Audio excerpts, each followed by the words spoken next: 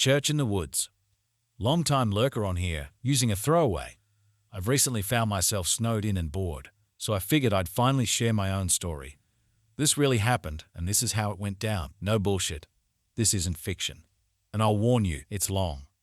I grew up in Ohio in the 70s, and me and my childhood friend Joe were outside all the time we could manage it. Joe lived on a farm that bordered a pretty big forest, and my parents would drop me off in the morning and we'd stay in the woods all weekend. We'd only come out for school.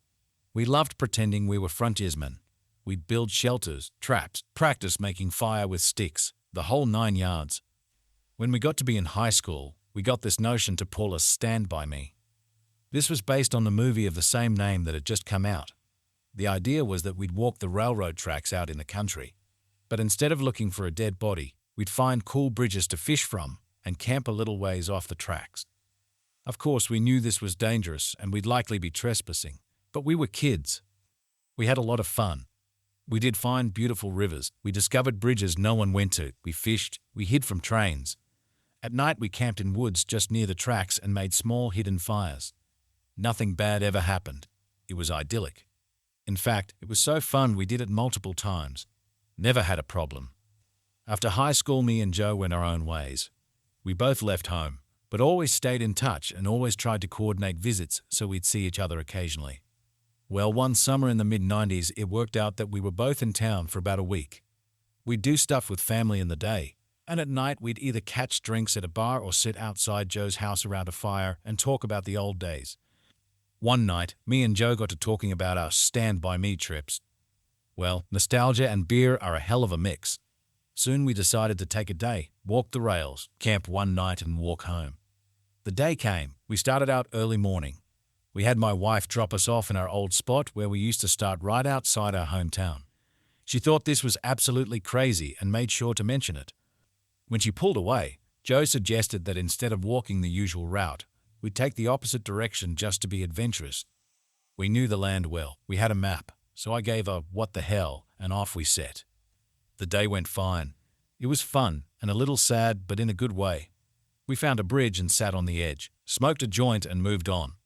We had no fishing gear, but we brought some canned food and other stuff. Before night started to set in, we picked a spot to camp. It was a thick forested area, trees on every side of the train tracks, so you felt like you were in a tunnel. We had brought small hammocks to sleep on, but before we set them up, we decided to do a little scouting of the perimeter. Now, this is what we used to do in the old days too. We'd walk the area around a little bit to make sure some dude's house wasn't just over a hill and we were actually camping in their yard. We walked maybe 100 or so feet into the woods and up a small incline. We figured if we didn't see anything from on top of this short hill, we'd be fine. But when we got to the top, we saw an old building down at the bottom, about 100 yards into the woods. It was barely visible. We pondered over what to do. We both assumed it was a sugar shack or something because there didn't appear to be a clear road into it. From where we were, there didn't look to be anyone in it either. All was quiet. No movement could be seen. No lights. We decided to walk a little closer just to make sure. We came down the hill very slowly, and as we neared the building, we saw it wasn't a sugar shack at all. It was an old church. It looked like it had been abandoned for years. It was a squat, sagging building whose wooden planks were almost black from years of moss and rot. A cross still stood on top of the place, also weathered black. None of the windows had glass, and there were no doors, just open doorways. We got close enough to see inside. There were rows of pews and a built-up section in front for a preacher to stand. We didn't go all the way in. We didn't want to. Beyond all that, there was no sign of anyone else. No footprints, no paths, no roads. It was an abandoned church. We left immediately and went back up the hill to our spot we had picked to camp. Having a hill between us and the church made us feel better, but we were still a little uneasy. We chalked it up to the natural creepiness seeing a church in the middle of the woods would elicit.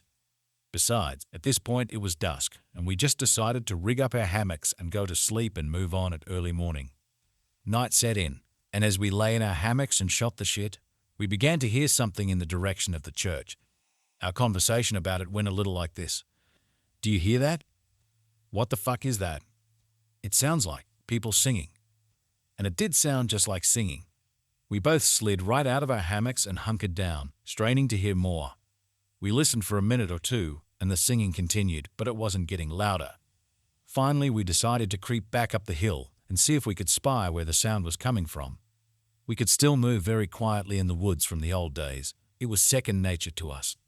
The moon was barely out, but it provided enough light so you wouldn't walk right into a tree, but it was near pitch black. We didn't use flashlights as we crept slowly up the hill, and we didn't talk. When we got to the top, we saw light in the distance. It was coming from the church, and the singing was coming from inside. Joe and I put our heads close together and had a hushed conversation that boiled down to, "Can you believe this shit?" The light looked to be candlelight from the way it flickered, and though we tried, we couldn't make out what was being sung. It sounded like church music, but in another language. We sat and watched for a while, trying to see who was in there, but we only saw occasional shadows. We had no intention of getting closer either. We had about a football field length between us, and we aimed to keep it that way. The singing continued for a bit, and then it stopped. After that, a booming male voice began to chant. I was already freaked out, but this voice thoroughly scared the shit out of me. It sounded like some Old Testament preacher you see in movies, but again it was like he was speaking in a different language because we couldn't understand a single word. Eventually it got to where the single male voice would say something, and then a bunch of voices would answer in song. This lasted for a while, and then they all broke into this long, sustained wail that just kept getting louder. It got so loud and so disturbing that I covered my ears. Then it stopped. At this point I was just getting ready to say, "Let's get the fuck out of here," when Joe put a hand on my shoulder and hissed, "They're coming out." We were far enough away that we couldn't make them out really well, but what we could see was a line of figures walk out the open doorway, all holding hands in single file. We could see some of them had flashlights.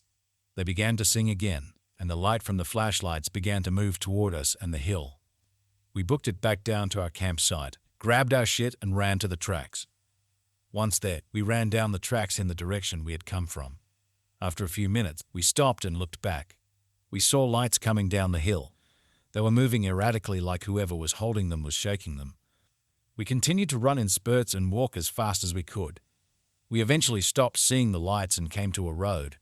By our map, we knew a small town was about 15 minutes down it, and we walked there, got to a 24-hour gas station, and called my wife to come get us. My wife and other friends all just thought it was kids messing around, but I heard those voices and they sure as hell didn't sound like kids to me. Not sure who those people were, but it was definitely the creepiest thing that happened to me out in the woods.